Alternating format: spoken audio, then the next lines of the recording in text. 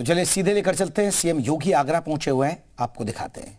बल्कि पूरे देश ने, पूरी दुनिया ने देखा है 45 दिनों में 66 करोड़ से अधिक श्रद्धालुजन, संतजन प्रयागराज की धरती पर आए। इतना बड़ा समागम संतों का और श्रद्धालुओं का दुनिया के अंदर इससे पहले कभी नहीं हुआ, कहीं नहीं हुआ। ये ताकत केवल सनातन धर्म में ही है। उसी सनातन धर्म को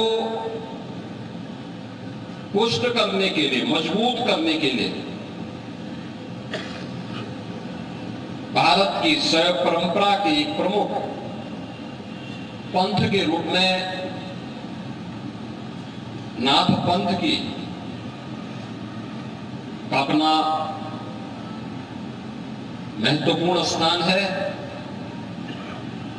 संप्रदाय से जुड़े हुए योगेश्वर अलग अलग उपपंथों के माध्यम से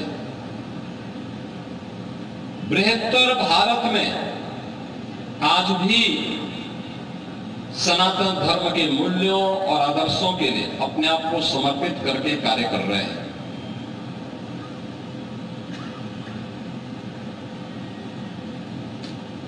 इन संतों और योगेश्वरों का ही साधन और सिद्धि का प्रताप है कि जो एक संकल्प ले लिया तो हो करके रहेगा। कुंभ या महाकुंभ हो,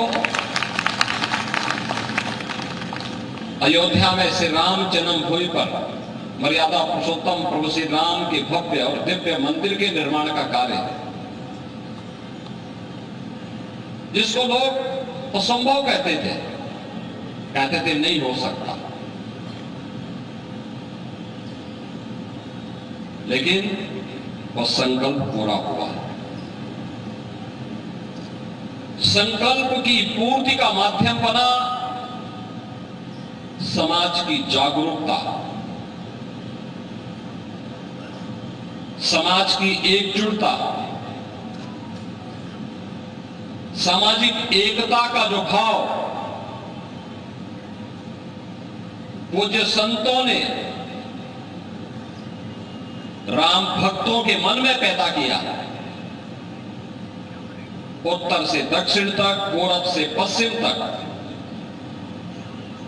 उस एकता के ज्वार ने सभी बाधाओं को दूर करते हुए, सभी बाधाओं को पार करते हुए राम जन्मभूमि के आंदोलन को इतना प्रचंड तेज के साथ भर दिया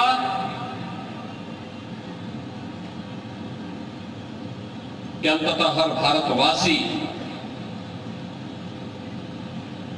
यह कहने के लिए मजबूर हुआ कि नहीं, अन्याय हुआ है और इस अन्याय का परिमार्जन होना चाहिए। और माननीय उच्चतम न्यायालय ने अंततः निर्णय देकर के अयोध्या में श्री राम मंदिर के निर्माण का मार्ग प्रशस्त किया और प्रधानमंत्री मोदी जी के करकमलों से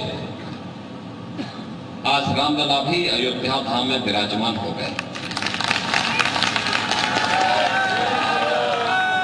इससे पूरे सनातन धर्मावलंबियों का गौरव तो बढ़ा ही है। इस गौरव के बढ़ने के साथ ही दुनिया के अंदर दबी हुई, कुचली हुई उन जातियों के मन में भी एक उत्साह का भाव जागृत हुआ, जिन्हें कहीं भी तलवार के बल पर, कहीं ताकत के बल पर दबाया गया है, उनके मन में भी भाव पैदा हुआ है कि अपने मूल्यों और अपने आदर्शों के लिए एकजुट होकर के लड़ी जाने वाली कोई भी सतत लड़ाई अंततः विजय श्री का वर्ण जरूर करवाती है। अयोध्या में 500 वर्षों के बाद संभव हुआ है तो दुनिया के अंदर अन्य जगह भी हो सकता है। आप दोनों कार्यक्रमों के साथ जोड़ सकते हैं, देख सकते हैं। अयोध्या में राम मंदिर का बनना, प्रयागराज में महाकुंभ का आयोजन, दोनों संतों के संकल्पों की परिणति है, संतों के व्यापक साधना की परिणति है, उनकी जागरूकता की परिणति है। क्योंकि पहले ये माना जाता था कि महाकुंभ के आयोजन में ये संतों का ही केवल कार्यक्रम है, कुछ भक्तगण भी आ जाते थे, लेकिन संतों ने जब एक सकारात्मक भाव के साथ पूरे समाज को जोड़ने का काम किया, देखते ही देखते वह संत कितने आए होंगे, बहुत रहे होंगे, 50 लाख, 1 करोड़, इससे ज्यादा साधु संत योगेश्वर पुजारी इन सबको मिला लें तो 50 लाख से अधिक संख्या नहीं रही होती। लेकिन भक्तों की, श्रद्धालुओं की संख्या और पर्यटकों की संख्या मिलाकर के देखेंगे तो 66 करोड़, कई गुना बड़ी संख्या वहां पर है। ये व्यापक जन जागरण है, सनातन का गौरव दुनिया के अंदर बढ़ा है, दुनिया अभिभूत है। और जो कार्य आज के समय में आप सभी पूज्य संतों के द्वारा, योगेश्वरों के द्वारा देश के अलग अलग क्षेत्रों में आज जन जागरण के अभियान के साथ जुड़ रहे हैं, बड़ी विशिष्ट परंपरा है भारत के सनातन धर्म की। जन जागरण का अनेक कार्यक्रम उनके माध्यम से बहुत बिना किसी प्रचार के संचालित होता है, और इसको इसी रूप में आगे बढ़ाना भी चाहिए। बिना किसी प्रोपोगंडा का होता है, बिना किसी प्रचार के कार्यक्रम होते हैं। कहीं कीर्तन यात्राएं निकलती हैं, कहीं पर भंडारा के माध्यम से, प्रवचन के माध्यम से कार्यक्रम आगे बढ़ते हैं, कहीं मंदिर के नाम पर, कहीं खो के नाम पर, कहीं गुफा के नाम पर, कहीं धोना के नाम पर। ये सभी कार्यक्रम उत्तर से दक्षिण, पूरब से पश्चिम, सर्वत्र और बृहत्तर भारत में हम सबको देखने को मिलते हैं।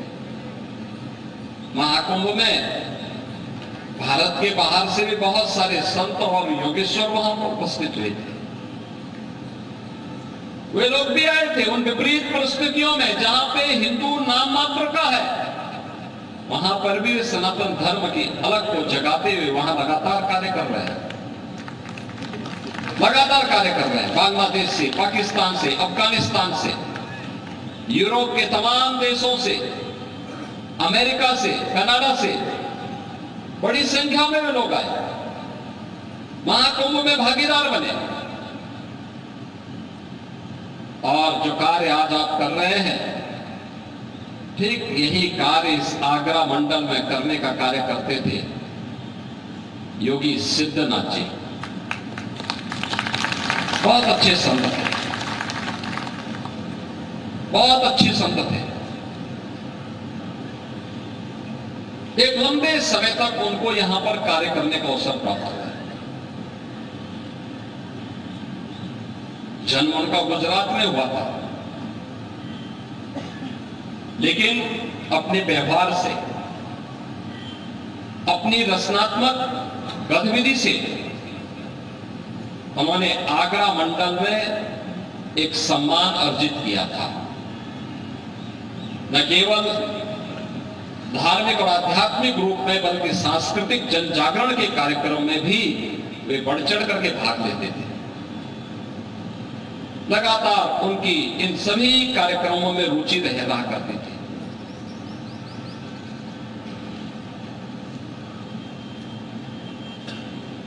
बहुत छोटी उम्र में ही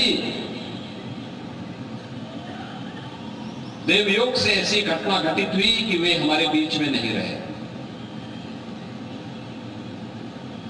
और ये पहली बार नहीं हुआ था वैसा। एक बार तो वह एक भंडारा कार्यक्रम में गए हुए थे राजस्थान के पास,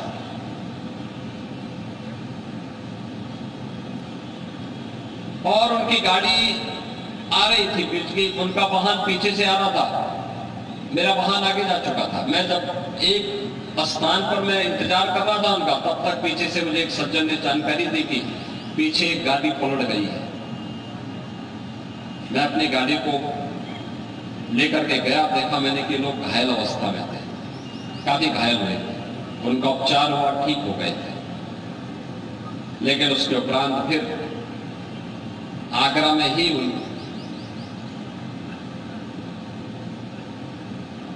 अन्य कारणों से वह अपने भौतिक शरीर के साथ नहीं रह पाए। आज उनका यह वार्षिक जो संखा ढाल का भंडारा है, जो नाथ संप्रदाय की परंपरा में किसी भी योगेश्वर के लिए संप्रदाय के माध्यम से संपन्न होता है, और मैं इसके लिए महंत श्री दीदारनाथ जी को हृदय से धन्यवाद देता हूं कि उन्होंने इस भंडारा के माध्यम से योगी सिद्धनाथ जी का स्मरण किया, उनको श्रद्धांजलि दी है।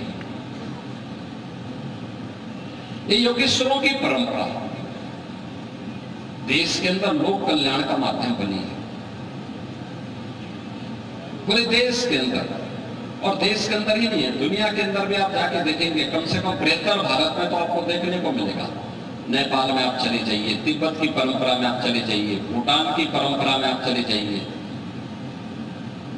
अखंड भारत में बांग्लादेश और पाकिस्तान में भी, आपके अफगानिस्तान में भी अनेक ऐसे स्थल थे जहां पे हमारे योगेश्वर रहा करते थे, जन जागरण के कार्यक्रमों में, लोक कल्याण के कार्यक्रमों में जुड़े रहते थे। लेकिन बृहत्तर भारत में कोई राज्य ऐसा नहीं, कोई अंचल ऐसा नहीं जहां पर योगेश्वर आज भी वहां पे व्यापक आध्यात्मिक, धार्मिक और सांस्कृतिक जन जागरण के कार्यक्रम के साथ साथ लोक कल्याणकारी कार्यक्रमों के साथ न जुड़े। वहां पे अनेक कार्यक्रम चल रहे हैं, कोई स्थानीय स्तर पर मठ और मंदिर के माध्यम को धार्मिक जागरण का माध्यम बनाता है। किसी के पास साधन है तो उसने संस्कृत की शिक्षा के माध्यम से जन जागरण के कार्यक्रम को आगे बढ़ाया है, किसी ने गौ सेवा के माध्यम से बढ़ाया है, जिसके पास और साधन है उसने अच्छे स्कूल खोले हैं, मेडिकल कॉलेज बनाए हैं, इंजीनियरिंग कॉलेज बनाए हैं, अन्य महत्वपूर्ण संस्थान बनाए हैं।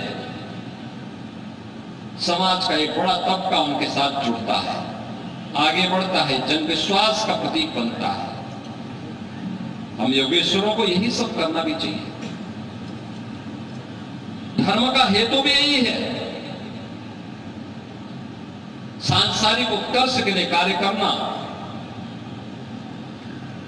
विरासत और विकास को जोड़ने की एक सेतु के रूप में संतों को आगे बढ़ना चाहिए, जोड़ सके समाज को, उसके कल्याण का मार्ग प्रशस्त करना। तो लौकिक और पारलौकिक दोनों स्तर पर, लौकिक जगत के लिए उसको विरासत के साथ जोड़ना, पारलौकिक जगत के लिए आध्यात्मिक उन्नयन के लिए उन्हें